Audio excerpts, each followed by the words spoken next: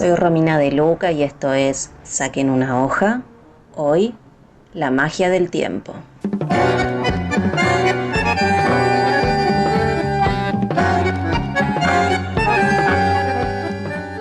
Gustavo, oyentes. Bueno, hoy quería que hablemos de otra de las medidas que se están tomando en el sistema educativo para paliar los efectos de la pandemia en esta secuencia de columnas de aquí a fin de año en la que vamos a pensar precisamente la escuela pospandemia. En particular, les propongo cruzar los debates del coloquio de IDEA con las medidas que en algunos distritos se están impulsando, en particular en la ciudad de Buenos Aires, acciones que vamos a ver muy pronto van a cruzar la General Paz. Bueno, la semana pasada se realizó una nueva edición del coloquio de IDEA, ahí donde discuten los empresarios junto a los políticos, y uno de los disertantes fue Horacio Rodríguez Larreta. Es interesante detenerse en su disertación, porque como dijimos, no solo es un personaje presidenciable, sino que fue él quien logró imponer en este último tiempo su estrategia educativa para el resto del país. De hecho, para empezar, Horacio inició su alocución parafraseando a Alberdi y dijo que hoy gobernar es educar y que la educación sería el mejor camino para reducir las desigualdades y darle a cada persona las herramientas que necesita para salir de la pobreza y tener un mejor futuro. Claramente, en sus palabras aparece la perspectiva liberal individual del asunto, como si la suerte de las personas no estuviera ligadas a través de determinaciones de clase y de relaciones sociales que los unen entre sí.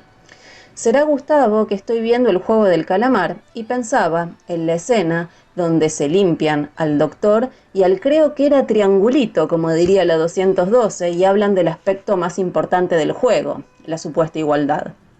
Decían allí, entre disparo y disparo, que todos los jugadores eran iguales y pueden jugar un juego limpio en las mismas condiciones, ¿no? Decían, bueno, sufrían desigualdades en el mundo, pero nosotros les estamos dando la posibilidad de jugar limpio y ganar. Casi al pasar, como un detalle, aparece la desigualdad, las relaciones sociales que generan precisamente esa desigualdad, ¿no? Y Larreta no desentona, ¿no? Y dijo que el primer desafío era sanar las heridas que nos dejó la pandemia. Renglón seguido, enumeró las medidas que tomó y tomará. Él dijo que ya este año, en 2021, tomó una medida distinta al gobierno nacional y garantizó 191 días de clase, enrostrando que el piso nacional estaba fijado en 180 y que en la ciudad de los chicos, además, dijo, no habían perdido ni un solo día de clases. Luego detalló las 3 medidas que anunciaron para el 2022 y esto es lo que me interesa discutir hoy. Cumplir 192 días de clase, hacer obligatoria la jornada extendida para todos los chicos y chicas de sexto y séptimo grado para que tengan 10 horas más de clase por semana y anunció algún mecanismo a implementar para cubrir las horas libres cuando falte algún profesor. En particular, la ministra Soledad Acuña habló de capacitar a los preceptores para que acompañaran pedagógica y psicológicamente a las y los estudiantes. ¿Cómo los van a capacitar? Bueno, con un curso de una semana, pero eso por ahora es harina de otro costal. Con esto, a decir de los Cambiemos o de los Juntos, tendríamos una educación de calidad que garantice oportunidades de crecimiento y un progreso para todos.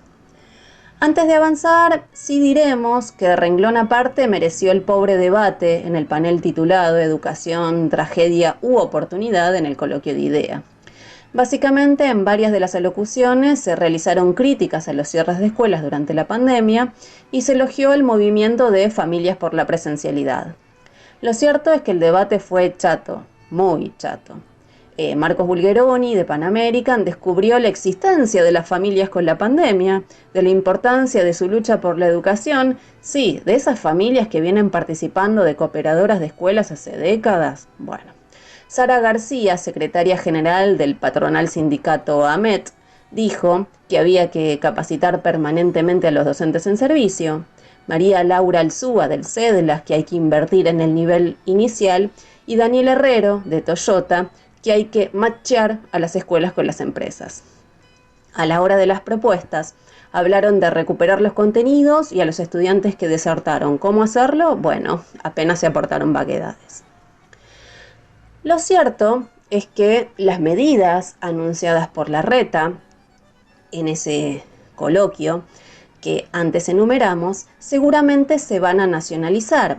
Y no se trata únicamente de una especulación de esta columnista, ya que el jueves próximo se reúne el Consejo Federal de Educación y ayer el ministro nacional, Jaime Persic, declaró que la estrategia nacional está a alargar el ciclo lectivo, pero dijo que bueno, que va a depender de la estrategia que cada gobierno provincial tenga porque son respetuosos del federalismo, ¿no?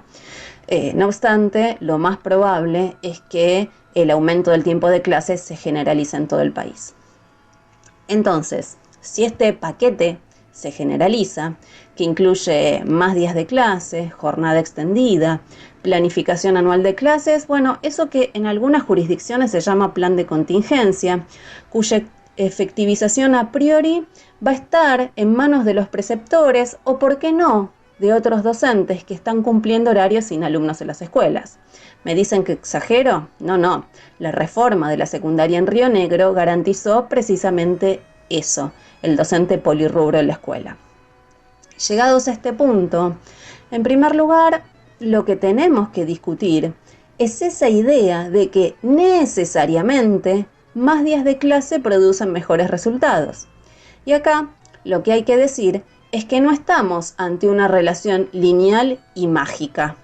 Más aún, si examinamos que este aumento viene desde por lo menos 2003, cuando se fijó que el calendario escolar debía contemplar por lo menos 180 días de clases anuales como un mínimo. Y hay que considerar que, por ejemplo, en 2019, el promedio de la OCDE era de 185 días de clases, con países como Israel, que tienen 219, Japón, que tienen 201, o Finlandia, con 188. Argentina no está tan lejos, ni en carga anual, ni en horas de clase por día, de Finlandia, y sin embargo, sus resultados educativos sí están en las antípodas. Además, desde el 2006, la Ley de Educación Nacional estableció la jornada extendida o completa como un objetivo para todas las escuelas primarias. Y lo cierto es que es uno de los tantos puntos donde la ley es letra muerta.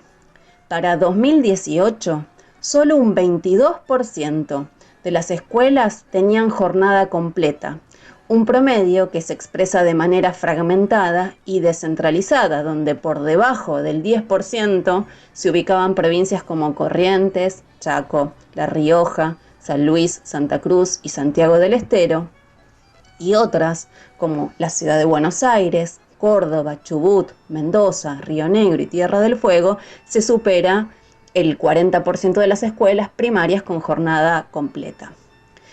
Y en realidad, si miramos por alumnos ese guarismo del 22%, en realidad el alcance está por debajo del 15% de los estudiantes que tenían primarias con jornada completa. Obviamente, la demanda por una jornada escolar completa es centralmente obrera. En esta sociedad capitalista, las familias de las y los trabajadores, alumnos, es decir, los trabajadores, necesitan un lugar seguro para dejar a sus niños mientras trabajan. Eso que denominamos la función de guardería social de la escuela no deja de ser una necesidad cierta. El problema es el contenido, es decir, lo que se hace en esa escuela, y cuando lo discutíamos en el pico de casos de la pandemia, cuando esa función social se desarrolla a costa de qué. Ahora bien, conviene preguntarse por qué no se implementa la jornada completa en las escuelas. Y la respuesta es más o menos sencilla, porque no hay infraestructura escolar que la soporte. En un edificio escolar a menudo funcionan 3 establecimientos, uno en cada turno. No hay forma de ampliar la jornada sin construir escuelas. Hemos visto, inclusive en la ciudad, es decir, ese distrito que está al tope, cómo garantiza la jornada ampliada, ¿no? Se techaron patios para construir aulas y otras linduras de este estilo. Esa idea mecánica que une tiempo en la escuela con mejora de los contenidos, en realidad no solo encubre, por un lado, eso que decíamos antes, si bien la ley lo establece como un horizonte prepandémico, décadas y décadas de degradación y de financiamiento impiden que eso que se escribe en papel pueda realizarse. También, gracias a la pandemia, tenemos ejemplos a patadas de cómo hay que recurrir a espacios paraestatales o paraescolares si queríamos garantizar distancia social entre alumnos o para instancias de acompañamiento en simultáneo en aulas que son caracterizadas como pequeñas o muy pequeñas. Es decir, hay y habrá un límite material que se resolvería construyendo esas escuelas que hacen falta en todo el país. Pero el Fines 2 nos mostró el camino para sortear ese problema. Escuelas no hay. ¿Árboles para considerar que es lo mismo que una escuela? Sí. Por otro lado, la clave de la cuestión para la mejora de los aprendizajes, tal como lo demuestra la evidencia del mundo, reside en pensar las condiciones institucionales y pedagógicas de cualquier propuesta de ampliación de la jornada para generar ese cambio, pero también aún si mantuviéramos el cronograma actual. Una vez más, Finlandia, por dar un ejemplo. La clave allí, además de lo obvio, es decir, la pujanza de las relaciones sociales de producción que acompañan a esa escuela, está en la personalización de la enseñanza, sobre todo en primaria, a partir de garantizar que un mismo docente es el que acompaña toda la trayectoria educativa de los distintos grupos de estudiantes y también la relación de la escuela con la comunidad.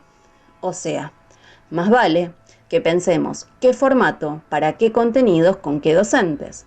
Una vez más, si las propuestas se asemejan a las que conversábamos la columna pasada, es decir, un docente desconocido contratado por menos de 6 meses, esto que era el más ATR, con el objetivo de acompañar la selección de lo prioritario en un esquema donde se pueden pasar con hasta 2 áreas pendientes, la verdad es que no suena muy serio. Ya ni hablemos cuando a ese cuadro le incorporamos la figura de la docencia taxi, que opera en primaria como los curriculares, trabajando una jornada completa para arañar un salario de pobreza, esto que ocurre con inclusive las maestras de grado, o la figura del docente por horas cátedra de secundaria para el mismo salario de hambre en escuelas chicas y destruidas con alumnos a los que la perversidad pedagógica de las políticas actuales hizo que lleguen a fin de secundario sin lo mínimo, si lograron obviamente subsistir en la escuela y no desertaron. Por eso, un análisis socialista de la educación implica poner de relieve que tenemos que pensar la Argentina del 2050, que será portadora de la escuela 2050. De esta última vamos a hablar hacia fin de año, pero sí me gustaría dejar asentado que la atención de esto mínimo urgente es bastante elemental.